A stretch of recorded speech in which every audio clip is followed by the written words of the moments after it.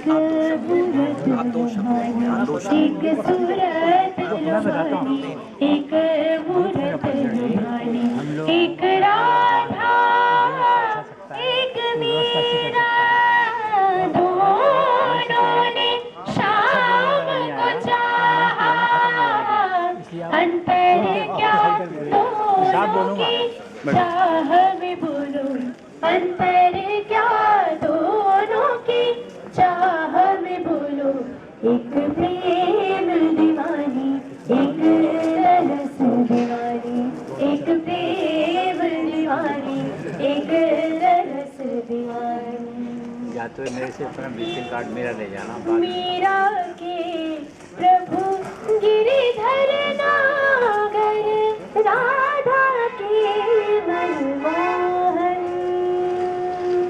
Saga मा पधा पाधा मा परे मागा, करे सरी रे रे ग म ग म प म पधा पधा सरी सरे।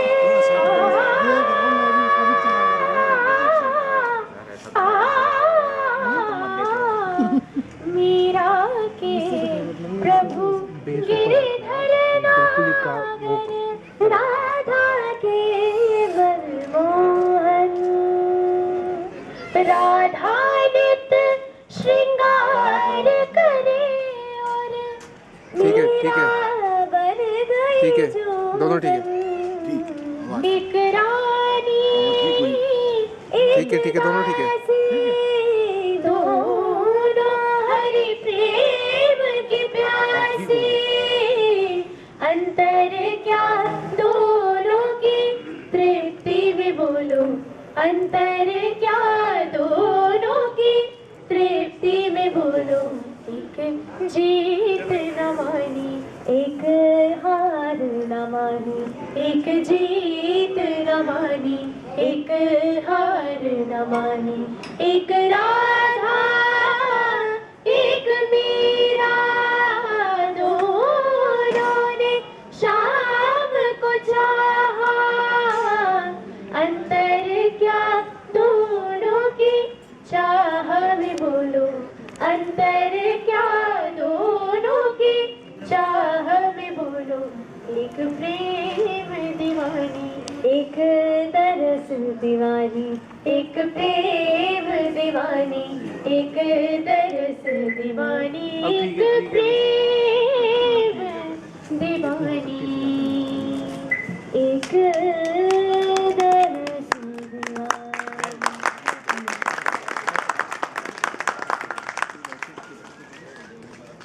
हाँ जी। एक राधा एक मीरा, एक प्रेम दीवानी, एक दर्द दीवानी। यही हमारी संस्कृति है कि हमारे यहाँ प्रेम को कहा जाता है, इंग्लिश में आप कभी भी बात करें तो कहा जाता है fall in love, one girl and one boy fall in love.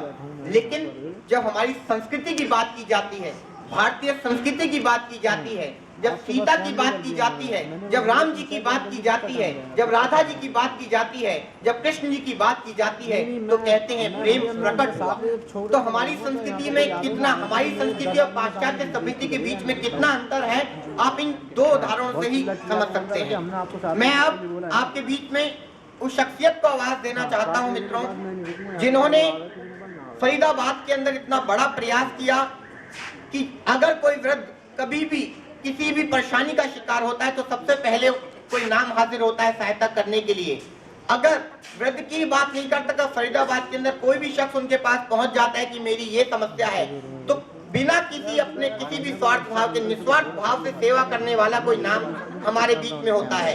तो वो नाम मैं आपके बीच में लाना चाहता हूँ। मैं चाहता हूँ फरीदाबाद सेक्टर 19 के अंदर जो वृद्धाश्रम है उसकी सेवा कर रहे हैं हमारे बीच में, निस्वार्थ भाव से बहुत समय से फरीदाबाद के अंदर एक बहुत ही बड़े समाज सेवी के रूप में काम कर रहे हैं। मैं बहुत करबद्ध, मेरा ये सौभाग्य कि मैं उनको आवाज देने का आज काबिल हुआ हूँ, इतनी मेरी हैसियत हो पाई कि मैं उनके नाम को, मैं श्री गांधी जी से अनुरोध करता हूं कि वे आए मंच पर और दो शब्द हमारे बीच में रखें, हम लोगों को आशीर्वाद दें।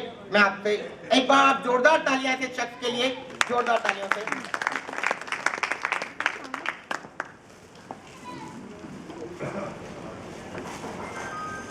नमस्कार सबको नमस्कार। हमारा आश्रम जो है पुणे सेंटर में है 1182 में। इसको खुले 12 साल हो गए हैं। 12 साल। इस वक्त हमारे पास 22 इनमेट्स हैं, 17 लेडीज़ हैं और 5 रेजिडेंट्स हैं। और हमारे पास सब सुविधाएँ हैं आश्रम की। आपने देखा है बहुत सुविधाएँ हर चीज़ की। और डॉक्टर की सुविधा की बुजुर्ग लोगों को जो है मेडिकल की ज़्यादा जरूरत पड़ती है। हमने डॉक्टर एंगेज कर रखा है, मेडिकल की फैसिलिटी पूरी है, किसी किस्म की कमी नहीं है। और अनिल जी ने जो ये कदम उठाया है, हमने अनिल जी को कहा है कि आप फिक्र मत करिए, हमारे से जो भी सहायता होगी हम करने के तैयार हैं। राशन ये पाने की कोई काम हमारे लायक हो, हम हर वक्त 24 घंटे तैयार हैं। और अनिल जी की मैं प्रशंसा करता हूँ, ये कदम उठाया है और हम प्रार्थना करते हैं कि उसकी ये सफलता दे और वो अपने उसमें कामयाब हो। धन्यवाद।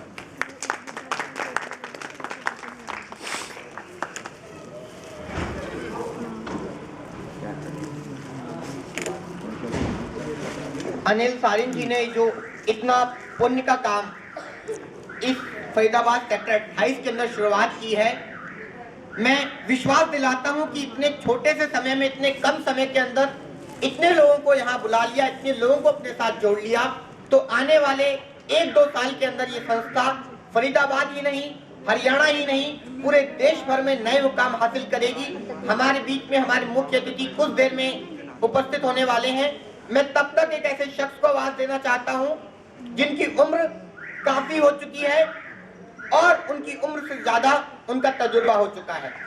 मैं चाहता हूं हमारे बीच में ही उपस्थित हैं एक बहुत बड़े समाज सेवक, जिनका मानना है कि मैं बोलने में नहीं, कार्य करने में, परफॉर्म करने में विश्वास रखना चाहता हूं। पर मित्रों, साथियों, मेरे बड़े लोगों, इतना मैं भी जानता हूं, जब तक युवाओं को कोई कार्य करने वाला आदेश अपनी वाणी के माध्यम से हमें परफॉर्म करना नहीं सिखाएगा, तब तक हम युवा पीढ़ी इसी तरह भटकती रहेगी, इसी तरह संस्कारों से विमुख होती रहेगी।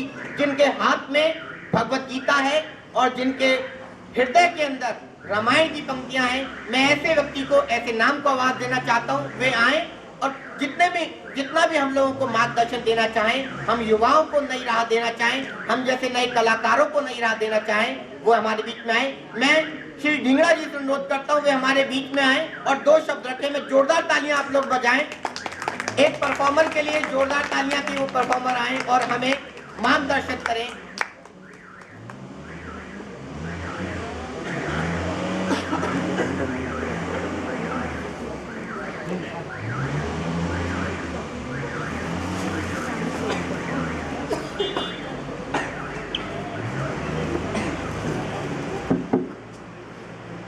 क्षमा करिएगा, जब वो कुछ कह रहे थे तो मेरी दिल की धड़कनें बढ़ रही थी कि भाई मेरा तो अब नंबर आ गया, अब मैं क्या करूँगा। मैं एक ना तो वक्ता हूँ, ना मैं नेता हूँ। मैं कोशिश करता हूँ कि मैं कार्यकर्ता बना रहूँ। जब मैं कभी ऐसी दुविधा में आता हूँ तो मैं भगवान की शरण में चला जाता हूँ। मुझे लगता है कि जब आदमी भगवान की शरण में जाता है तब उसके अवगुण सब माफ़ हो जाते हैं और ना मेरी वाणी में वो सुर संगीत और नो तरन्नुम है। मैं अपने एक क्या बोलते हैं उसको, खुरदरे शब्दों में मैं ज़रा भगवान कृष्ण को याद करूँगा। हो सकता है उससे मेरा कल्याण और आपका भी हो। श्री कृष्ण गोविंद हरे मुरारी, हे नाथ नारायण वासुदेवा। श्री कृष्ण गोविंद हरे मुरारी, हे नाथ नारायण वासुदेवा। हे नाथ नारायण वासुदेवा, हे नाथ नारायण वासुदेवा। श्री कृष्ण गोविंद हरे मुरारी, हे नाथ नारायण वासुदेवा। पिता मात स्वामी सखा हमारे, पिता मात स्वामी सखा हमारे, हे नाथ नारायण वासुदेवा। श्री कृष्ण गोविंद हरे मुरारी, हे नाथ नारायण वासुदेवा। गीता पढ़ूं मैं, गीता सुनूं मैं, गीता पढ़ूं मैं, गीता सुनूं मैं, गीता की चर्चा मेरे मुख से होवे। गीता सुनूं मैं, गीता पढ़ूं मैं, गीता की चर्चा मेरे मुख से होवे। गीता हमारे हृदय में होवे, हे नाथ नारायण वासुदेवा। आखिरी पंक्तियां हैं। हर सांस में तेरा नाम हो, हर सांस में तेरा नाम हो, हर बात में तेरा ध्यान हो। हर सांस में तेरा नाम हो, हर बात में तेरा ध्यान हो, हर बात में तेरा ध्यान हो। हे नाथ नारायण वासुदेवा। श्री कृष्ण गोविंद हरे मुरारी। हे नाथ नारायण वासुदेवा। यहाँ तक इन्होंने बहुत बड़े मेरे बारे में कहा कि मैं बहुत बड़ा समाज सेवी हूँ, कुछ हूँ। मैं करीब 1970 से, मेरा ख्याल है 1970 से गीता के संपर्क में हूँ, उनके क्या बोलता हूँ, देख रेख में हूँ। और करीब 10-12 साल से मैं डायरेक्टली उनके और नज़दीक हूँ। और मैं महसूस करता हूँ अगर हम अपने कर्म के ऊपर ज़्यादा ध्यान दें, वो कर्म भी सात्विक प्रवृत्ति का हो और परहित का हो, उस कर्म में आप इतने निष्ठावान लग जाएं कि आप फल की आशा ही नहीं करें, फल तो अपने आप ही आएगा। ये कैसे हो सकता है कि आप अगर कोई कार्य अपने भगवान पे छोड़ के करेंगे और उसमें ये आपको सफलता मिले। मैं आपसे दावा करता हूँ, मैं आज मिसेस अनिल सलीम जी को गारंटी देता हूँ कि अगर वो श्रद्धा से प्रभु के अपना काम समर्पण करेंगे तो इनको सफलता मिलेगी। और हम मेरा उनको पूरा सहयोग रहेगा। मैं इन शब्दों के साथ अपना स्थान लेता हूँ। धन्यवाद। Thank you.